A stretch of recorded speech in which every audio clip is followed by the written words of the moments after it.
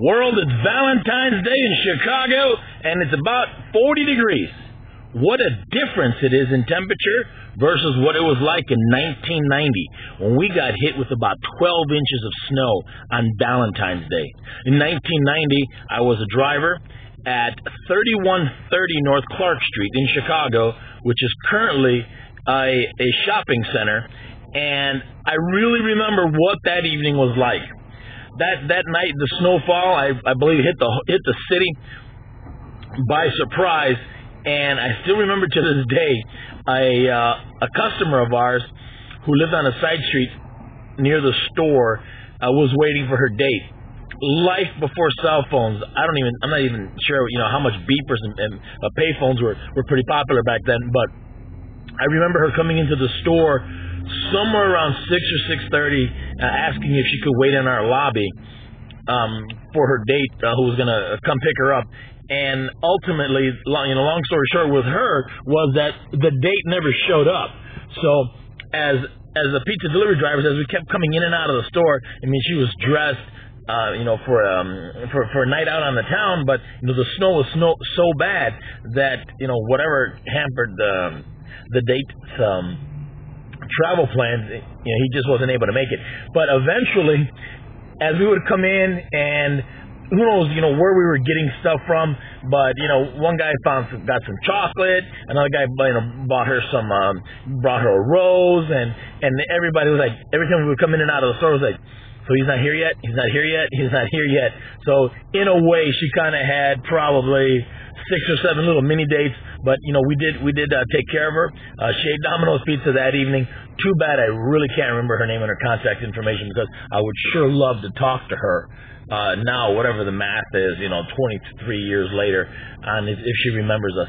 The other thing that I remember about that night is just 2 things. A hotel on Diversey, I believe it was either the Comfort Inn or the Days Inn. I remember delivering pizza, getting a call after we closed at about 1:30 in the morning, and it was a group of flight attendants that came in. So was that a dream pizza delivery guys time? Yes, I remember how grateful they were for the pizza delivery and getting an awesome tip. But what I really remember was, and I believe the address was 2933 North Sheridan. I had somebody's pizza in the car, and it was a large pan pizza. And I believe we were at probably the hour and a half mark. And I was thinking, I just want to deliver this person's pizza, knock on their door, tell them I apologize. But, this bad weather, it's a snowstorm. The city couldn't even keep up. So as I finally found a place to park, and I remember before getting to the customer's door, taking the pizza box, putting it on the dashboard of my car, and putting the defroster on to kind of heat up the box a little bit. I felt really bad for the customer about how much time had elapsed.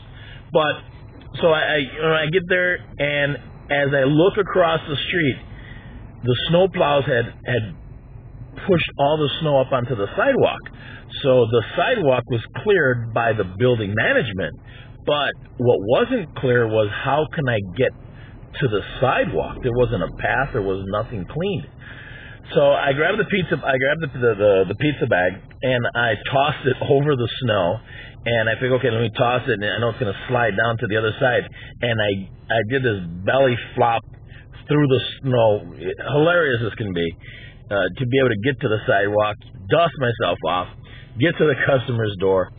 Get to the lobby, ring the customer's bell. I get buzzed in. I go through the elevator, take the snow off of me. And when I got to their door, it was a couple whose dinner plans had gotten messed up. They had nothing in the fridge, and the pizza was what was dinner. I apologized for the poor service. I let them know what the weather was like. They knew what the weather was like because they weren't able to go out. And I told them that their pizza was no charge.